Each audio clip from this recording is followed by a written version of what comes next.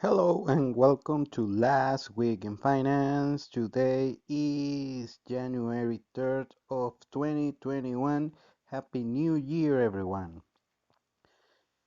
Thank you for listening to the first episode of the year, and we're going to the numbers. And yes, I know cryptomaniacs, are you very happy right now? More on that later. Let's start usually with the S&P 500 and this is no surprise, another historic high this week. Right now it's at 3,756 points. It represents an increase of 1.43% to the prior week. The DXY, the US dollar index, slightly down 0.32% right now. The DXY is under the 90 mark, 89.93 to be accurate.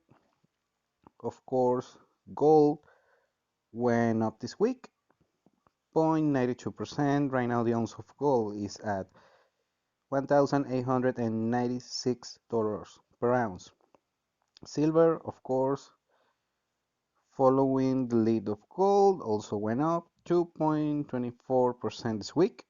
The ounce of silver is at $26.38.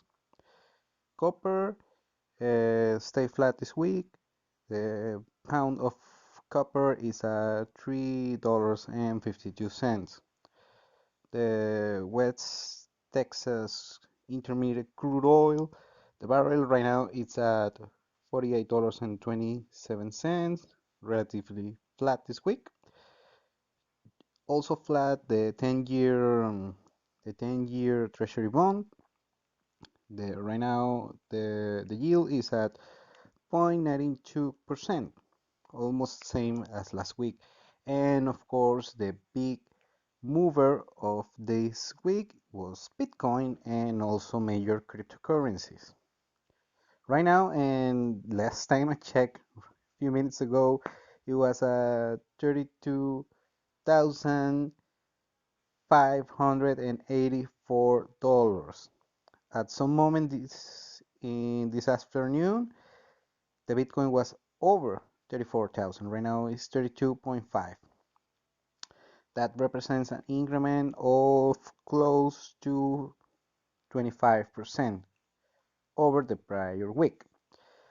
And I'm not gonna lie to you guys, this week the main stories is around politics. And please don't bash me for this. We can go and talk finance every day and the whole program. But here's the deal: P/E ratios, dividends, that's boring and it's not gonna get us anywhere. Right now, what is moving the price action of the market in the prior year and possibly this year as well, it's political news. So please don't don't kill the messenger. Let's start with the stimulus checks. First, it was approved, the $600 checks. Apparently, it's gonna be a go. And still, both Congress and the Senate, especially six Republican senators, are pushing against the $2,000 check that was proposed by President Donald Trump. One of those senators, Republican senators against that, was Mitch McConnell, the leader of the Republicans in the Senate, and he's saying that he's not going to approve that. Actually, I was reading in the news a few hours ago that both Mitch McConnell's home and Nancy Pelosi's home, the Speaker of the Congress, that both of their houses were vandalized in, I don't know, I think it was yesterday, just because they haven't signed for the checks. I don't know what's going to happen there, but of course, these checks, this money from those checks, there are no coming from, the savings account from the Treasury. It's gonna be more money printing from the Federal Reserve. So I don't know. Take it with a grain of salt over there. The most important news continuing this week will be the Georgia Senate runoff. What's the deal here? We have David Perdue, which is a long-time Republican senator who is trying to keep his seat, and Kenny Loeffler, which is replacing the old Republican senator who stepped down due to a health issue, and she wants to keep his Senate position.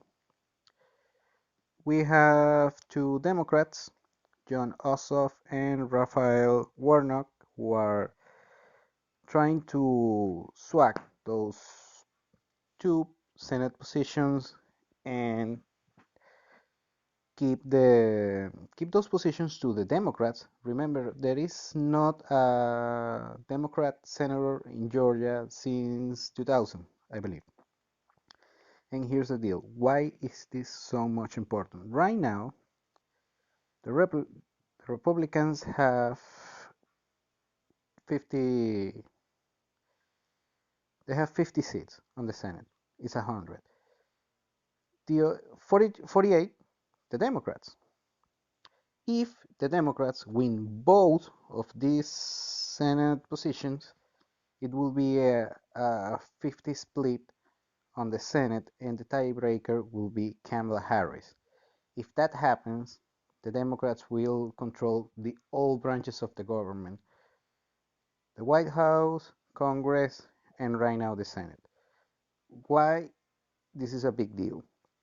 Because if the Democrats can win both of these seats and both of these races in Georgia, they will de facto control the Senate, and they can pass everything they want. I'm talking about UBI, Universal Basic Income, Green New Deal, student loan, free college, you name it. They can do whatever the heck they want, and that won't be good for the economy. And I don't know what's gonna happen with the stock market. It's gonna be mayhem over there. That can happen.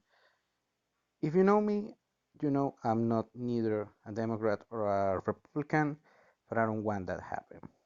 I want the Congress, I want the Senate to be keep in the hands of the Republicans, so we can have a divided Congress, and they do the politicians do what they do best, which is nothing. Do not disturb the people who are actually gonna do something about the economy, about the progress, not only for the US, for the world. Remember, the the dollar holding the status, holding the currency reserve status is at stake. This is no joke. So it's very dangerous what could happen. And man, let's just pray to these people, the both Republicans, at least one of them snag their position, keep their position in the Senate, and just move on with their lives and start talking with what we should be talking in this program. It should be doing in the economy as a whole. I'm talking about business, investment, education, technology, you name it. Do the things that really matter, but we need this shenanigan to be over with and keep this divided government and just focus on our major objectives. After that, we can talk wherever you want to talk. I hope you had a nice New Year's Eve. I hope you had a happy holidays with your family, and thank you for listening again. We will be seeing each other next week. Bye bye. Take care.